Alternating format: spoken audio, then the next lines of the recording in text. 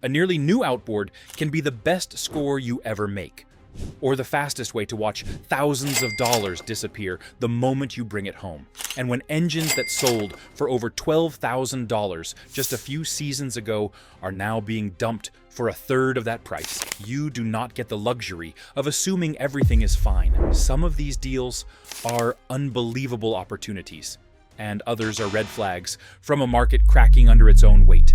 Today, we are cutting straight through the confusion and breaking down why millions of like-new outboards, many with fewer than 70 hours, are suddenly being liquidated for pennies. Engines that once sparked bidding wars are now sitting in silent rows behind dealerships, tagged with frantic markdowns. Before you jump on a bargain, ask yourself, is this the deal of a lifetime or the warning shot of a much bigger collapse, the pandemic spark that lit the fuse? In the early months of 2020, something extraordinary unfolded at boat dealerships across the United States of America and Canada. It did not begin with a marketing campaign or a new product launch. It began with a feeling, a quiet desperation for space, for air, for a slice of freedom in a world that had abruptly shrunk. Families who had never once pictured themselves as boat owners suddenly found themselves scrolling through listings late at night, calling every dealer within 2 hours of home, and asking questions they barely knew how to phrase. Young couples who had thrown their travel plans out the window began imagining long weekends on the water. Recent college graduates, stuck working from cramped apartments, daydreamed about fishing at sunrise before clocking in remotely. Parents with school-aged children, exhausted from months of indoor learning, craved any activity that would put real sunlight on their kids' faces. Even retirees, people who had postponed their boating dream for decades, felt the moment had finally arrived. A boat was no longer a luxury, it was a lifeline. Outboard engines became the symbol of that escape. They promised a lake instead of a living room, fresh air instead of filtered air, and an open horizon instead of another week counting case numbers on the news. And because of that emotional pull, the demand for outboards did not just rise, it ignited. Dealers emptied their showrooms in a matter of weeks. Some locations sold more engines in 48 hours than they typically sold in 2 months. Entire regions ran out of popular horsepower classes. A 100 horsepower or 150 horsepower engine that normally sat on a stand for several weeks could vanish within a single afternoon. A shipment arriving in the morning might be completely sold by sunset. Panicked buyers began calling from 3 or 4 states away, begging dealers to hold anything that ran. Waiting lists stretched out past 6 months, sometimes closer to 9 or 10. A handful of buyers left deposits on engines they had never even seen, hoping that their name might be called before summer ended. Some dealers resorted to keeping handwritten lists taped to the front counters because their digital systems were not designed to track such a backlog. The industry had not seen anything like this since before the financial crisis of 2008, and even that comparison felt weak. This new surge was not driven by economic prosperity. It was driven by cultural need. Outboards were suddenly part of the national conversation, appearing in lifestyle magazines, outdoor blogs, and social media feeds, full of families escaping to local lakes with brand new rigs. The numbers that followed were staggering. Industry reports show outboard shipments surpassing 684,000 units worldwide in 2021, one of the highest figures ever recorded. In the United States of America alone, over 300,000 new powerboats were sold that year. More than 1 million first-time boat buyers entered the market between 2020 and 2022, a number so unprecedented that even seasoned analysts struggled to interpret it. Manufacturers took these numbers as a sign that boating had fundamentally transformed. They believed the pandemic had awakened a permanent appetite. They saw a new era on the horizon, one where yearly growth could be forecasted with confidence, where bigger horsepower classes would dominate, and where the past extremes of boom and bust cycles would fade away.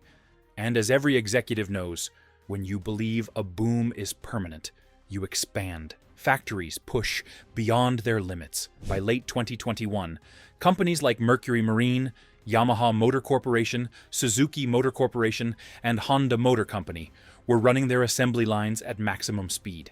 Plants in Fond du Lac, Wisconsin, Hamamatsu, Japan, and numerous other global hubs extended shifts, hired aggressively, and invested in high automation systems designed to increase output of mid-range and large horsepower outboards. Some manufacturers introduced over 20 new models across the 100 horsepower to 300 horsepower brackets within a few short years, expecting relentless demand for large engines that could power bigger and more sophisticated boats. Internal planning documents, later described in trade publications, showed forecasts that assumed double-digit yearly growth.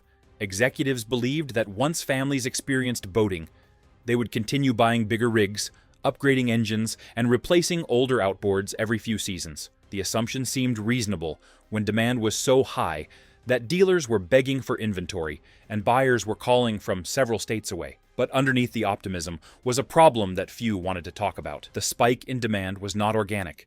It was a product of extraordinary circumstances, not a structural shift. And the longer factories ran at full speed, the more inventory filled the pipeline between manufacturing plants, distribution centers, and local dealerships. That buildup was like a slow-moving storm, unnoticed on the horizon, but growing larger with every passing quarter. While manufacturers expanded, dealers expanded alongside them. If you have ever watched outboard prices swing this wildly in your area, let me know in the comments. Your experience might help someone else make sense of this mess. And if this breakdown is helping you follow what is really happening behind the scenes, tap like so I know to keep digging into stories the industry rarely explains.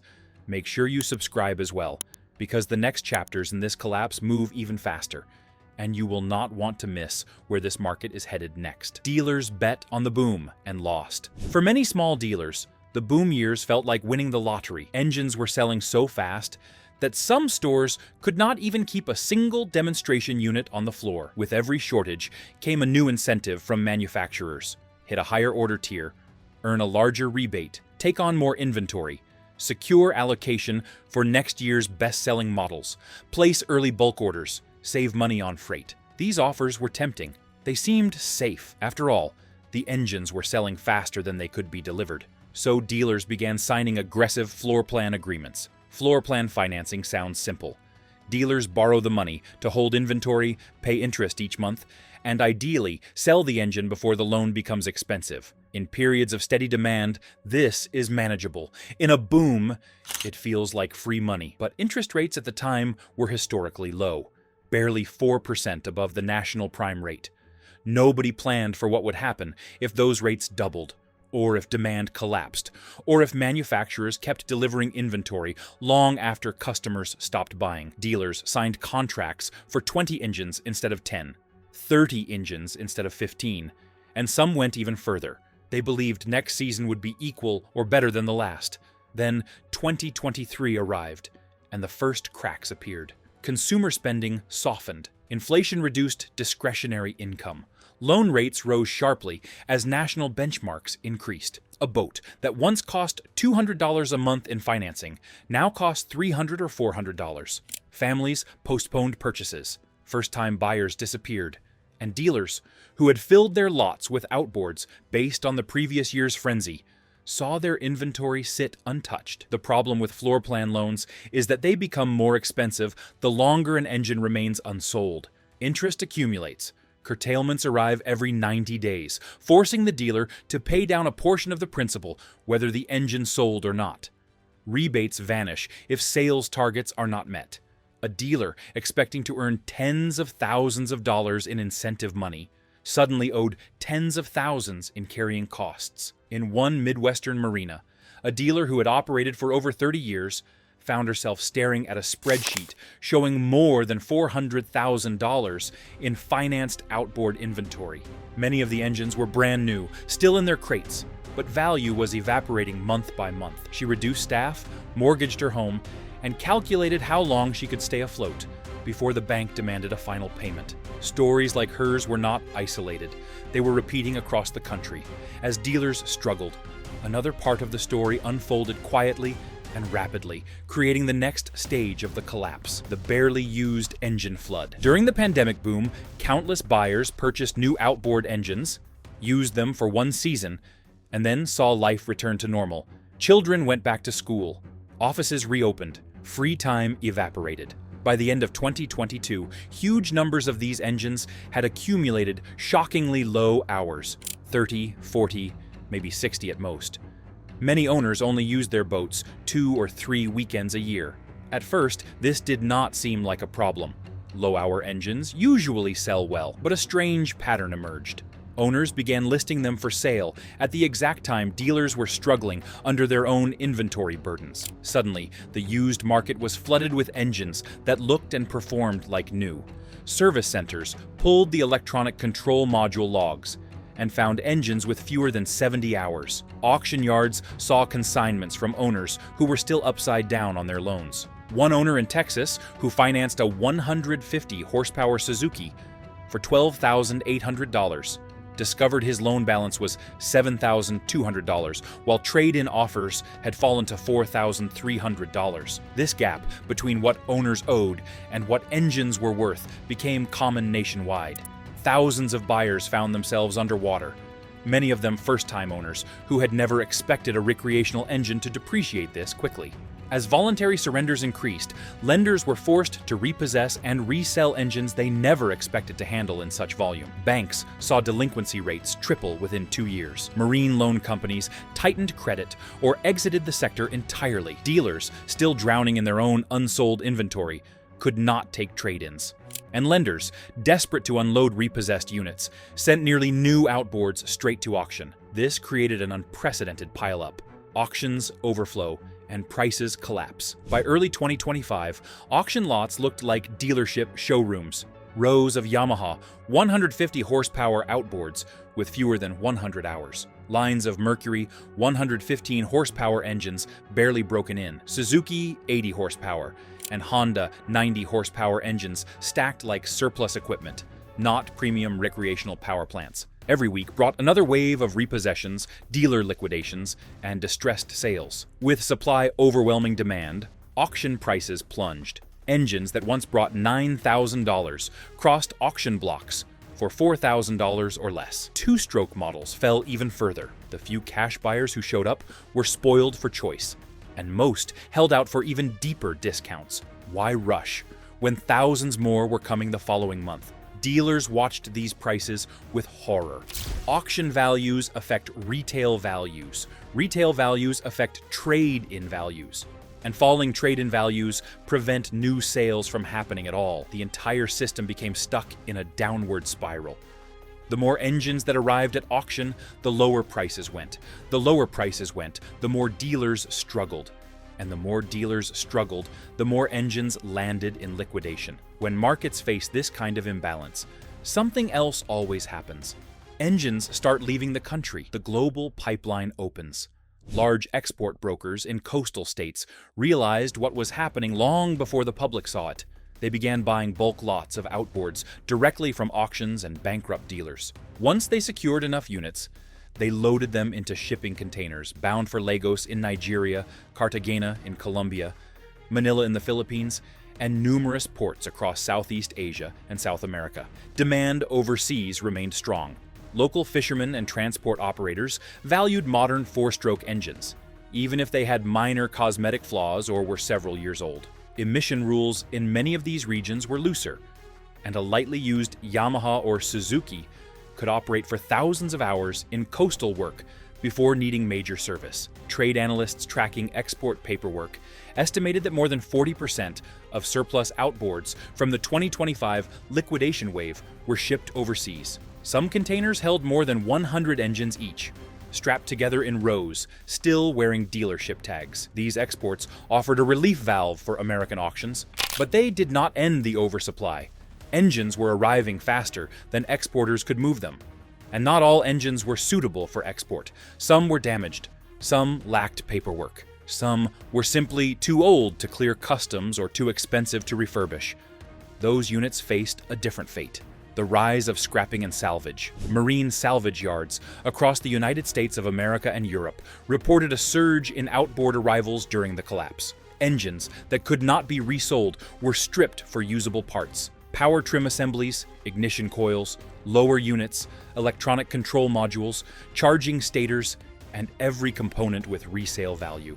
After the parts were harvested, the remaining blocks, towers, and brackets were shredded for raw metal. Environmental groups raised concerns about improper handling of waste oil, fuel residue, and heavy metals. Salvage yards, often operated at capacity, and oversight lagged behind the rising volume. Industry reports suggested that nearly 30% of excess engines from the liquidation wave were dismantled or scrapped entirely. Yet even with exports and scrapping absorbing large numbers of engines, many still remained in limbo, drifting into a space where neither dealers nor reputable sellers wanted to handle them: the expanding gray market. As desperation grew, a significant portion of engines entered unregulated channels.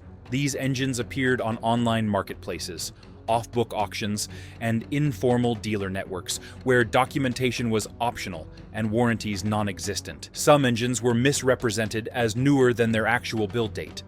Others had tampered hour meters or missing serial plates. Buyers were drawn in by prices that seemed too good to be true, and often they were. This gray market activity made it even harder for legitimate dealers to compete.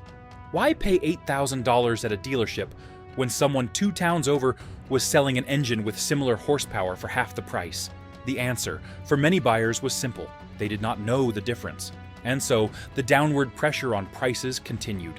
By the time the oversupply had reached full scale, the collapse had touched every corner of the industry: manufacturers, dealers, lenders, exporters, recyclers, and private owners. It was a complete cycle with no single point of failure. But the numbers reveal the story with clarity. The numbers that tell the truth. In 2021, the United States of America sold over 300,000 new powerboats.